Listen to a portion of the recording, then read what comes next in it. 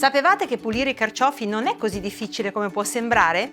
Fra le varietà più celebri di carciofo ci sono senza dubbio la mammola, lo spinoso sardo, il violetto di Provenza senza spine. Adoro questo ortaggio e lo utilizzo molto spesso nella preparazione di quiche, primi piatti, flan e contorni. Per usare i carciofi sia a crudo sia cotti è necessario pulirli per bene scartando le spine, la superficie esterna e legnosa del gambo e le bratte esterne. Vediamo insieme come si fa partendo dagli attrezzi che vi servono.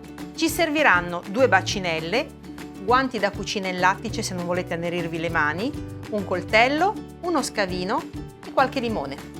La regola numero 1 da considerare nella pulizia del carciofo è che una volta inciso o tagliato tenderà ad annerire a contatto con l'ossigeno nell'aria.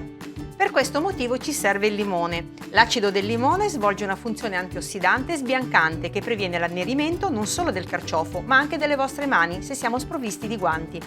Prendiamo quindi un carciofo, prendiamo quello spinoso. La prima cosa tagliamo via le spine proprio per non ferirci le mani. Stiamo attenti perché qualche fogliolina laterale ancora ce li ha e poi togliamo proprio le foglie più coriacee, quelle esterne, che si chiamano bratte. Per pulire bene i carciofi bisogna toglierne molte, fino ad arrivare a quelle molto tenere. Ora con un coltellino un po' più piccolo tagliamo via un pezzettino di gambo, ma non tutto, perché vedete la parte centrale, quella più chiara, è tenera ed è buona da mangiare. Quindi tagliamo via le parti esterne, così.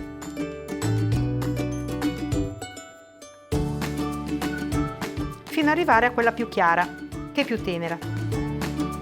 Così, togliendo la parte interna, dove c'è una specie di barbetta, sarà un ottimo carciofo alla romana. Ma proseguiamo con la nostra pulizia. Eliminiamo il gambo, che però va tenuto e cucinato, e tagliamo il carciofo a metà. Adesso, con lo scavino, eliminiamo questa barbetta centrale, senza portare via però la polpa, che è molto buona da mangiare. In questo modo. Vedete? Ora che abbiamo tutte le nostre parti tenere ed edibili, le buttiamo nell'acqua acidulata, ovvero nell'acqua in cui ho spremuto un limone. Così non diventeranno neri. Mi raccomando, non buttate via gli scarti, ma impiegateli per fare un brodo, un pesto con le parti più tenere o una riduzione per insaporire ulteriormente la vostra ricetta. Visto? Non era difficile, ora i nostri carciofi sono pronti per essere impiegati nelle ricette più gustose.